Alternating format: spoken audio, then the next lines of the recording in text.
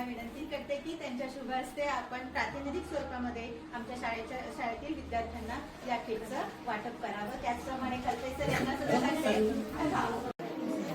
साधना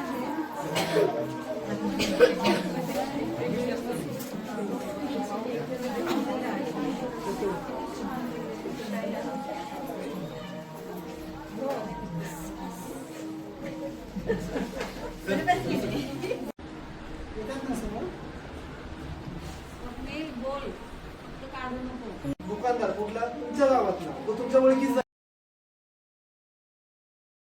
लोहिया यांच्यासारखं बनायचंय, भगतसिंगासारखं मला माझ्या देशासाठी कार्य करायचं आहे. हा आत्मविश्वास आपल्या मनात असला पाहिजे. अनेक महान नेते की त्यांना अत्यंत गरिबीतून आणि कष्टातून शिक्षण घ्यावं लागलं.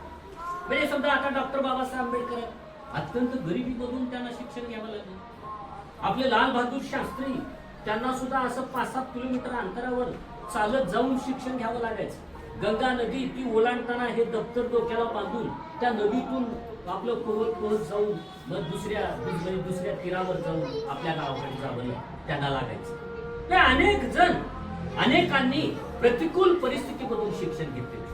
हे शिक्षण घेताना मला काय बनायचं, मग मला काय व्हायचंय हे तुम्हाला ठरवता आलं पाहिजे. आता मॅडमनी ते पत्र वाचून दाखवलं.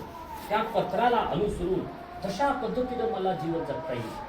अत्यंत मनसोक्त पद्धतीनं मला खेळायचं आहे. अत्यंत मनातून मला अभ्यास करायचा आहे. माझं अक्षर एकदम सुवाच्य आणि प्रिंट जसं अक्षर आहे, प्रिंट केलेलं अक्षर, त्या पद्धतीनं मला अक्षर माझं सुधारायचं आहे. तर असा तुम्ही निर्धार केला, साधे संकल्प केला, तर तुम्ही त्या पद्धतीनं तुमची प्रगती करू शकता.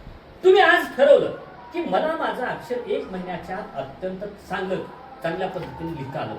दररोज तुम्ही प्रयत्न करा. तुम्ही गेल्या महिन्यातली आपली लिहिलेली एखादी वही उघडून बघा आणि या महिन्यातली वही तुम्ही उघडून बघा. तुम्हाला वाटेल 1 महिन्यामध्ये इतकं चांगलं अक्षर मी सुंदर असं तयार करू शकलो. हे आपण टापटीप राहिले पाहिजे, आपले कपडे स्वच्छ असले पाहिजे, आपला अभ्यास नियमितपणे आपण केला पाहिजे, खेळाचा आनंद घेतला पाहिजे, जे कोणते सुविचार जे असतील त्याच्यापासून प्रेरणा घेतली पाहिजे. मॅडम जे आपल्याला मार्गदर्शन करतात ते मनातून आपण ऐकलं पाहिजे. जे करायचं आहे ते मला मनातून करायचं आहे आणि जे मला बनायचं आहे ते माझ्या कर्तृत्वातून मला बनायचं आहे. माझ्या इच्छेच्या आणि अपेक्षेच्या जोरावर मी माझं जीवन स्वतःच सेल्फ मेड आयुष्य मी माझं बनवणार आहे. असा आत्मविश्वास आणि त्या पद्धतीने प्रगतिशील आपण राहिलो तर मग आपण आपली प्रगती करू शकतो. आपली प्रगती करणार कोण?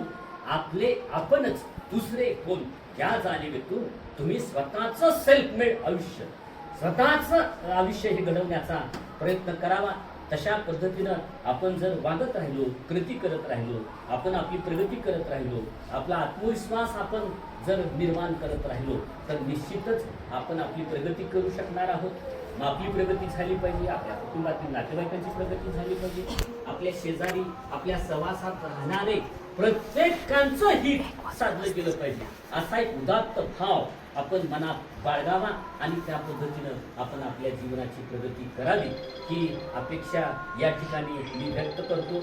इन्फोसिसच्या माध्यमातून आणि संपर्क संस्थेच्या वतीनं आपले कल्पेश रोकडे असतील, म्हणजे कपिल स्वामी असतील, परमेश्वर गजिले असतील, ही माणसं म्हणजे रात्रंदिवस अत्यंत सेवाभावी दृष्टिकोनातून आपला जो आदिवासी समाज आहे, समाजातला जो अंतिम माणूस आहे, जो गरीब माणूस आहे, जो उपेक्षित माणूस आहे, ज्याच्याकडे सत्ता नाही, संपत्ती नाही, फारशी प्रतिष्ठा नाही, अशा माणसाला स्वाभिमानानं आणि ताटमानानं कसं जीवन जगता येऊ शकेल, त्यांच्या मुलांना चांगल्या प्रकारचं शिक्षण कसं मिळू शकेल, या अनुषंगानं ते प्रयत्नशील असतात.